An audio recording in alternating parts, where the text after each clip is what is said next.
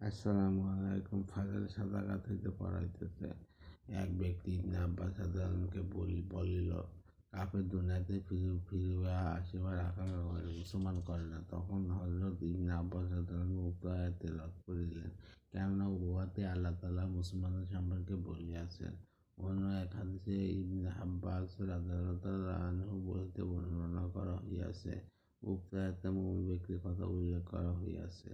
যখন তার মৃত্যু আসিয়া পড়ে এবং তাহার নিকট জাকাত ওয়াজিব হয়, পরিমাণ মতো সম্পদ থাকে, আর সে জাকাত আদায় করে নাই, অথবা তাহার উপর হজ ফরজ হইয়াছিল, আর সে হজ আদায় করে নাই, আল্লাহ তাআলার হকসমূহের মধ্য হইতে অন্য কোন হক আদায় করে নাই, এইরূপ ব্যক্তি মৃত্যুর সময় দুনিয়াতে ফিরে আসিবার আকাঙ্ক্ষা করিবে, যাহাতে জাকাত ও সদকা করিতে পারে।